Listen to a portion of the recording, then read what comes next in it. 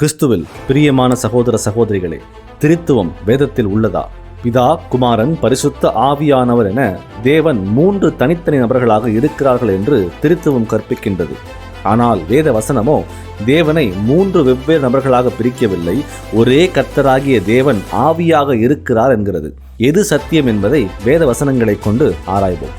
யோவான் 4:24, தேவன் ஆவியாயிருக்கிறார், அவரை தொழுது கொள்ளுகிறவர்கள் ஆவியோடும் உண்மையோடும் அவரை தொழுது கொள்ள வேண்டும் என்றார். கர்த்தராகிய இயேசு கிறிஸ்துவே தேவனின் தன்மையை நமக்கு வெளிப்படுத்தி இருக்கிறார். இந்த வசனம் இன்னும் தெளிவாக ஆங்கிலத்தில் God is a spirit என்று எழுதப்பட்டிருக்கிறது.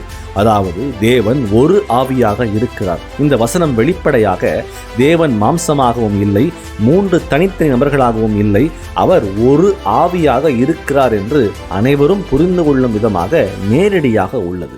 தேவன் ஒரு ஆவியாக இருந்தால் அந்த ஒரே ஆவியானவரை எப்படி தனித்தனி நபர்களாக பிரிக்க முடியும்? திருத்துவம் என்கிற கோட்பாடு தேவனின் தன்மையை மனித பாரம்பரிய கோட்பாடுகளோடு இணைத்து புறமத கோட்பாட்டுகளின் நம்பிக்கையை திணிக்க முயற்சிக்கிறது.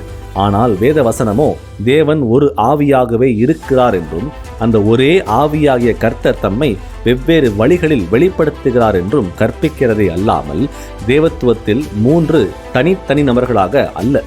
2 கொரிந்தியர் 3:17, கர்த்தரே ஆவியானவர், கர்த்தருடைய ஆவி எங்கேயோ அங்கே விடுதலையும் உண்டு. கர்த்தராகிய தேவனே ஆவியானவர் என்று பவுல் வெளிப்படையாக குறிப்பிடுகிறார்.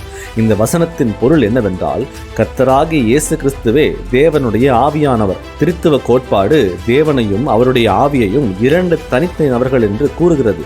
ஆனால் இந்த வசனமோ தேவனையும் ஆவியானவரையும் ஒன்றாக இணைத்து கர்த்தராகிய தேவன் ஆவியாக இருக்கிறார் என்பதை உறுதிப்படுத்துகிறது.